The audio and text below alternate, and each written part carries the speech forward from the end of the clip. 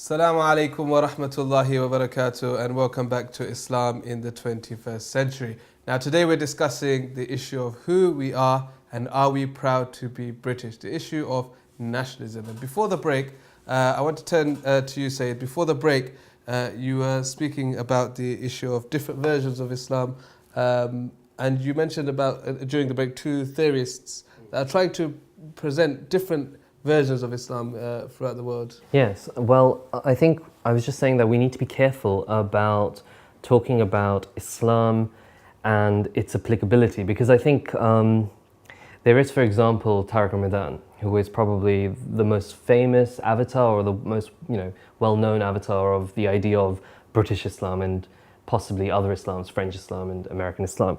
He's quite different, however, to someone like Aziz al-Azmi, who very honestly, I think, in my reading of him, does believe in multiple Islams, and not really this idea that there is something coherent called Islam, but really this idea that there is a multiplicity of Islams. Tariq Ramadan, I don't think is going that far. I think Tariq Ramadan is caught in a kind of problem of terminology. He's talking much more about contextual Islam, creating an Islamic sort of reality in Britain that is closer to the reality of Britain. So the fiqh is more sort of nuanced to the particularities of the place where we are. So I think we just need to be careful that one people or one set of people are talking about contextual Islam when they say British Islam, and another set of people are talking about, quite honestly talking about, or quite genuinely talking about multiple Islams. So when you hear the word or the sort of term with it, but the person using the term British Islam, you need to be more careful, we need to be more careful of exactly what do they mean by this. We have to be, Tariq Ramadan, we just have to be a bit careful, because his methodology might be sound, and that new context require sort of ijtihad, reinterpretation of old principles, but that sort of he leaves it so open that it's even if he doesn't abuse it, that framework is open to abuse from other actors, and believe me, governments and different actors listen to him very carefully in this regard, because for him, just because we're in a different time, it makes that issue open to reinterpretation, and that is a very dangerous part. I just want to add that caveat to. Whereas what you're saying is, within Islam, these issues are sacrosanct. They shouldn't be touched. Islam is Islam wherever the time and the place. Yeah, well, it's not for me to decide what issues, but there are issues within Islam which are sacrosanct. Sheikh can tell us more about that. But the issue is not about being insular. We shouldn't be insular in our social interactions with the surroundings that we live in. We're saying that we don't want to be. We're not happy to be called British if that Britishness comes at the expense of compromising aspects of our religion, which we consider to be fixed, or which we consider to be obligations upon us.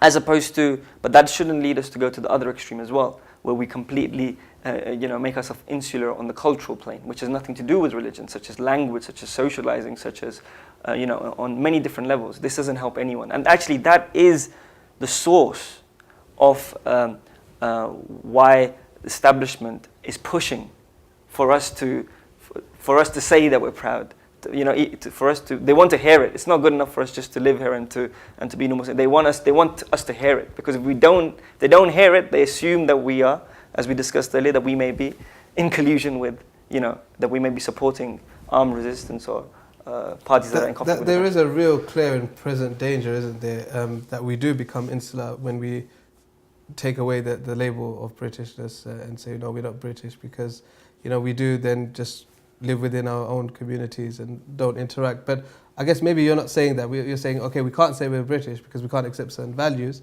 but then again, that shouldn't stop us from going out and socializing and being part of the society. In its nature, doesn't allow you to become insular, because you are the inheritors of the message passed down from the first prophet to the last. So Islam by nature doesn't allow you to sit by yourself and isolate yourself. Rather, Islam demands from you that you go out with this message and you carry it to the community, bringing them the greatest benefit, which is Jannah, and every other benefit that you can muster up for them. This is Islam. So you have another danger as well. When you say British Islam, then you have American Islam. But hang on a second, the Muslims are one body. So there's this other, perhaps agenda, perhaps not, of splitting the Muslims and creating more factions than there exist today. So as soon as you start saying British Islam and French Islam and what have you, now you've created that other division. So yes, you could say, from one angle, you're looking at it and you're saying, if we don't say we're British, then we're not going to interact with our community. But that really hasn't happened. You see, Muslims are interacting with non-Muslims in their working environments. They're going out there purposely to give the da'wah, carry the message of Islam. So you find converts in every single country, as was the case with the companions. So this one, I wouldn't really agree with that angle too much. I wouldn't agree that a lot of Muslims are like that. Yes, you have your few. Yeah, Sheikh, could I just get some clarification on a particular issue? You've said that the words British and Islam, it's a sort of oxymoron, they don't go together, they don't fit together. But are you saying that's the same for example, a Muslim to say, I'm a British Muslim? Is it okay for a Muslim to say, I am British Muslim? Not that he is a British version of Muslim, but he is British and Muslim, as opposed to saying British Islam, which you said is not possible. We're not saying that this dictates that there's something wrong in it innately, although there is so much baggage connected with it that we need to stay away from it.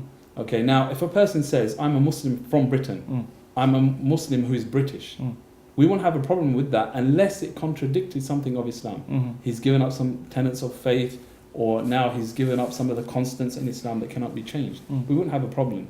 But when you start using this label, which is still undefined and has so much baggage, British Muslim, British Islam, and so forth, you're going to end up somewhere where you don't want to be. So in that regard, the safest option, obviously, as the Prophet says, when there's something doubtful, leave it alone. And I think this brings us sort of closer to discussing the issue of integration. How does that process actually take place?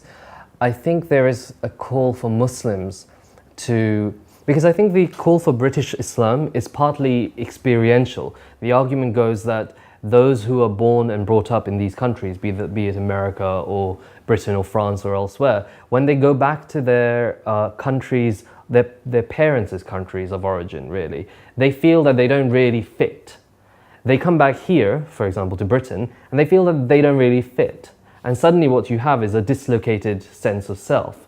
And so this is where the idea comes that actually what we then need to do is create a Muslim identity that is much more comfortable in the place where it is. Put like that, I don't think there's a problem. I don't think there's a problem with that, put like that, in that particular way, that they need to be made to feel comfortable where they are, insofar as they need to be confident that they can practice their Islam and hold certain things that might be specifically apparent in this country, a sort of self-deprecating humour that's sort of, wryly British, of a British kind.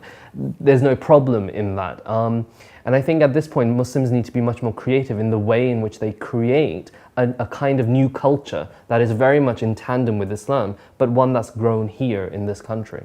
So just picking up on that point, something that I've noticed and others have noticed also is that Muslims who grew up in schools which were predominantly non-Muslim and faced, those derogatory comments and inferiorities, etc., they come out feeling like they don't fit in.